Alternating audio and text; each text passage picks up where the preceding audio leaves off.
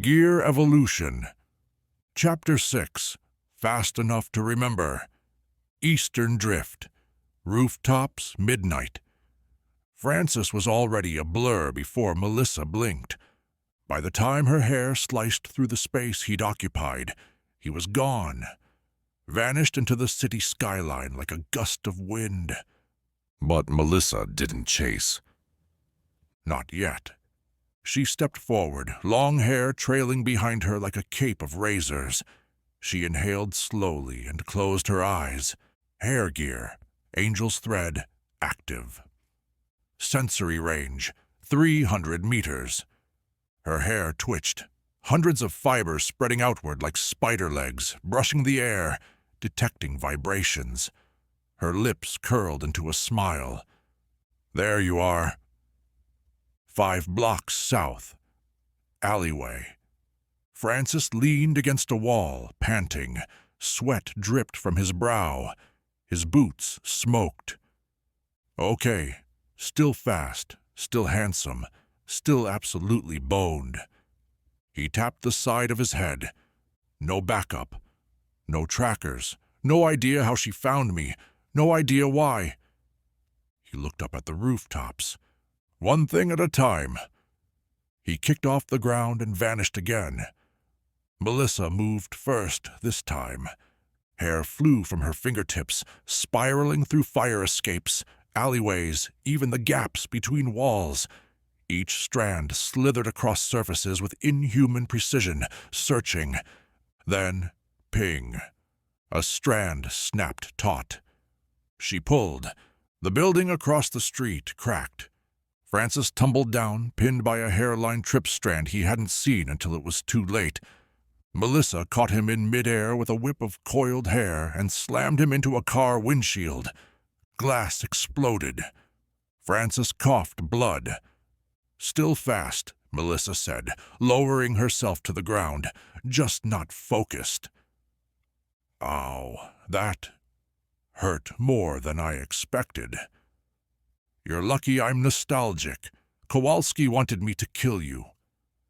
Kowalski's still breathing, huh? That's a shame. Melissa's eyes flared.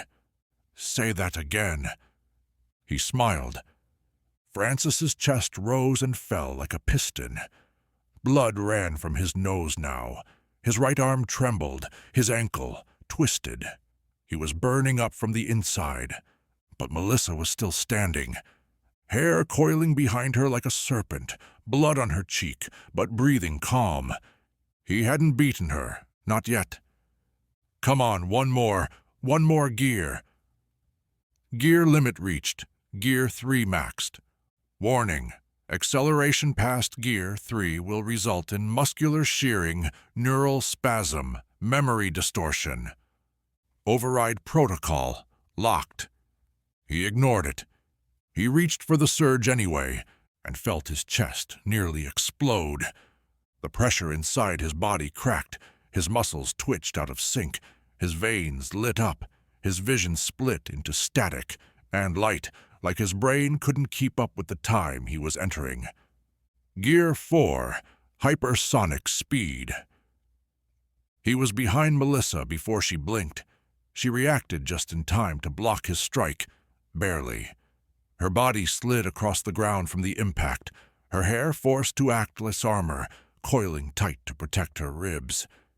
Francis stumbled from the recoil. His arm went numb.